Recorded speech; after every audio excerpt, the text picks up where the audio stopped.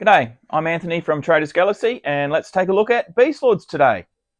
Over 5,000 years ago, the Earth was gripped by great cataclysms. The five primordial gods rose up and enslaved the Earth. Humanity cried out for help, and their cries were answered. On a fiery comet, 100 Beastlords hurtled towards the Earth, their mission to deliver humanity and destroy the primordial gods. Although the cost was high, the Beastlords succeeded, and the 7 remaining Beastlords disappeared, fading into myth and legend. But now the BotWar has reawakened the primordial gods, and although still weak, their avatars now walk the earth unchallenged. Therefore it is now once again time for the Beastlords to gather and finish, once and for all, what they started those many thousands of years ago. Okay, so welcome to another of the BotWar factions videos, and we're looking at Beastlords today. So I thought I'd run through the different Beastlords characters, what the main box set for Beastlords is about, a bit of the lore for Beastlords, and a little bit of the tactics that you would use when using Beastlords in the game. It's going to be very quick. It's just an overview. So yeah, ask any other further questions in the comments below. Okay, so starting off, we've got here Arkanor. Now, beautifully painted by Stuart. So Arkanor is a pretty tough character, actually. He's got combat mace here, which is a special bonus in combat, able to deal way more damage than just normal.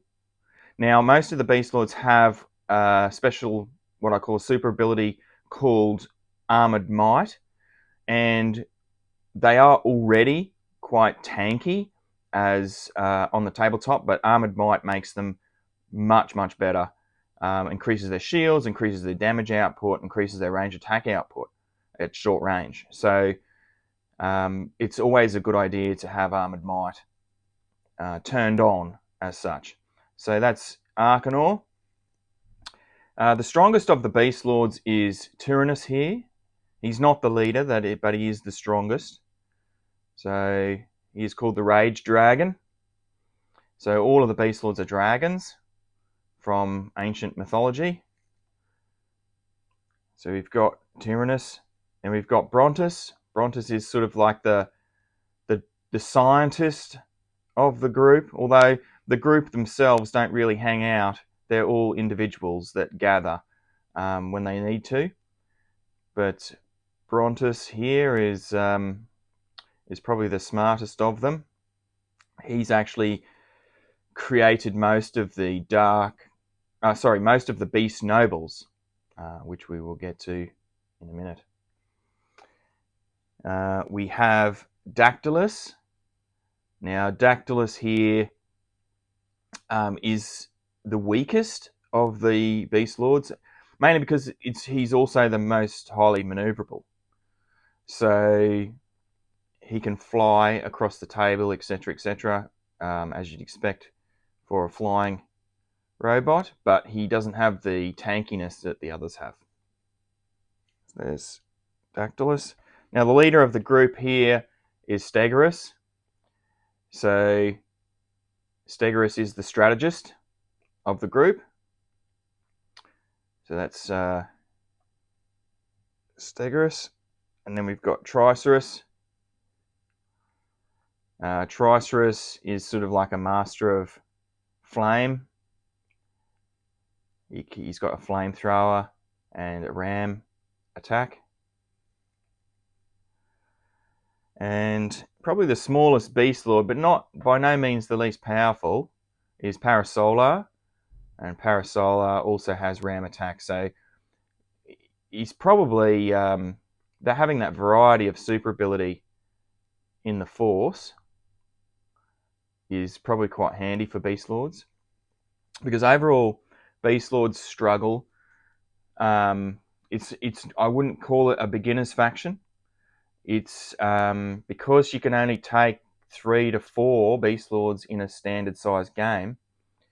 It actually can be quite difficult to grab objectives with only such a few models. I mean, they are tanky and they do take a lot of damage, but they can still, like if you're unlucky with the dice, stuff can still get through with them. So like all stuff in BotWar, and like all skirmish games, I guess, using the terrain is really important in BotWar. So a lot of people get overconfident, I think, with seeing the amount of damage they have on their stat card, sorry, and they sort of walk them out in the open and then wonder why they're getting shot up. Just like lots and lots of chip damage makes a difference. Okay, so I mentioned Beast Nobles before, and we do actually have our first Beast Noble being released, although I haven't painted her yet. So this is Rhinos. So Rhinos here was created by Brontus. Creating of the Beastlords was sort of forbidden, and they did it anyway, and more than half the Beast Nobles turned to evil. So I'll get to that in a minute as well. But I just thought I'd show you that there is a Beast Noble. There is a couple of Beast Nobles out, but two of them are bad in their own faction, and but Rhinos here is part of the Beastlords faction. So there we go. So the Beastlords were originally sent. They're not part of the BotWar really. They were sent thousands of years ago to defend humanity against the primordial gods, and there was 100 of them sent, and of those 100, only 7 remain. And the primordials were vanquished but not destroyed. So now that the primordials have come back because of the BotWar, the Beastlords have gathered again. Before that, they were just sort of recluse dragons, and they did interact every now and then with society, but it was really, really, really rare. So here's one of the first Dark Beastlords, or Dark Beast Nobles, that have been released. This is Darkstone. Darkstone was created by Brontus as well. So Darkstone rebelled against the Beastlords and started worshipping the Destroyer, which is one of the primordial gods, which is one of their enemies. Brontus did defeat him in single combat and thought he was destroyed, but he hid inside a mountain and fed off the life force of that mountain to become massive. So he's actually quite big.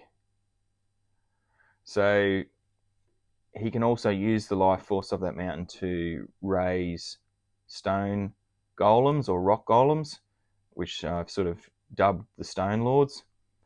And so the Dark Stones are a force of Dark Beast Nobles, led by Darkstone himself, and a bunch of rock golems, which is pretty cool. Okay, so this is, just let me adjust the camera here. This is the box set for the Beastlords. Comes with all 7 Beastlords and the stat cards for them.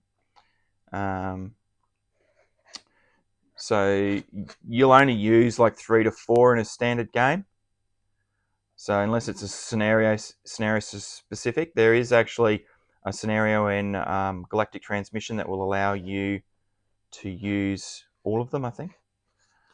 But yeah, so it just tells you a bit about the Beastlords. Beautiful models, all in resin, very sharp, no cleanup. So there we have it. That's a quick overview of the Beastlords force. I hope you enjoyed it. Thanks.